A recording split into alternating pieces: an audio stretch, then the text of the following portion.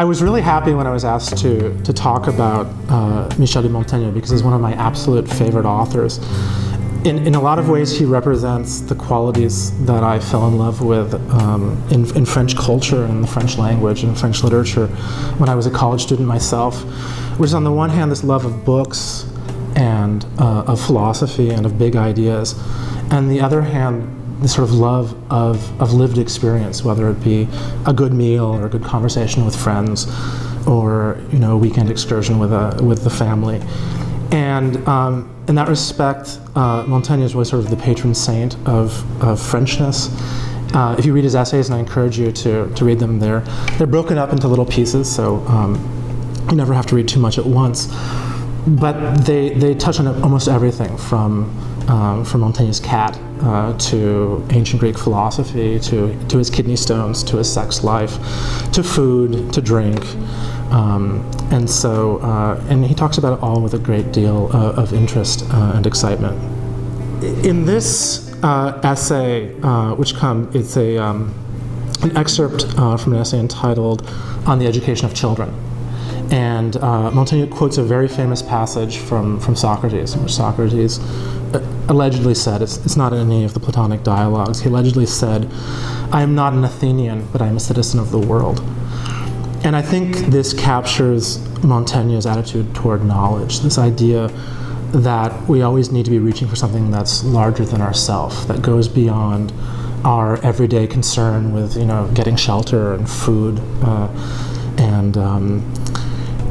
He also is saying, I think, that we need to look beyond the boundaries of our village, whether it be a real village or a kind of conceptual village. We need to think beyond our loyalties to family and to community and to nation, and to engage with humanity as a whole.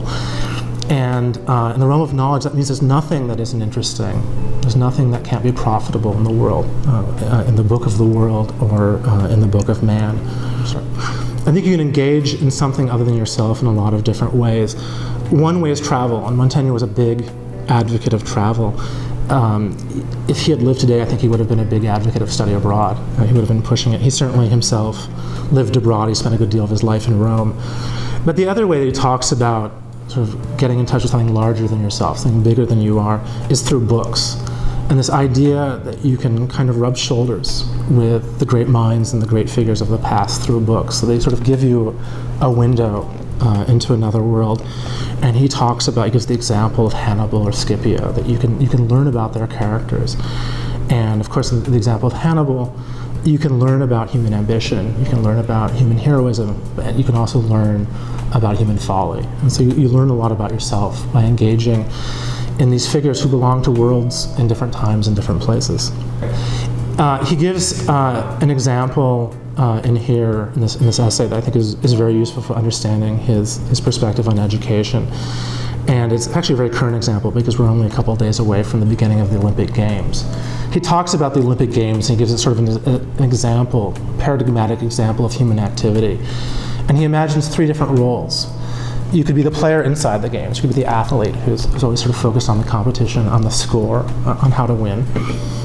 And then he talks about the merchants who come to the Olympic Games in order to make a buck, right? So in his day, it was probably someone who was trying to sell something on the street. We still have that today, but now you think of Coke and Pepsi and Nike and Apple, who see the games as an opportunity to make some money through advertising.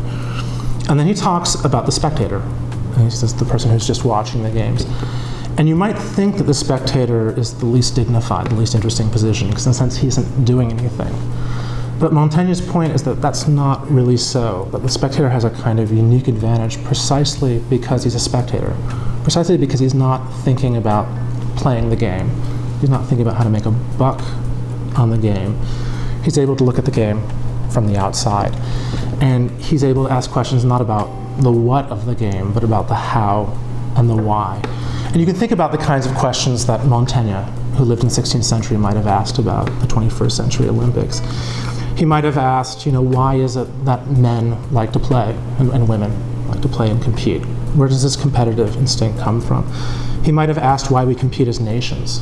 And why aren't we all citizens of the world? Why are we citizens of the US and China and North Korea? And I think the point that he's making here about these how and why questions, sort of looking behind the scenes, trying to figure out what the guy behind the curtain is doing, right? I think those apply to any discipline that you might study here at CUA, whether it be French or English or sociology or architecture, or engineering or nursing or social work. The point of liberal education is to always be asking certain kinds of how or why questions about what you're doing. What are the presuppositions? What's the history of the discipline that you're engaged in? And not always be focused on the what of the moment.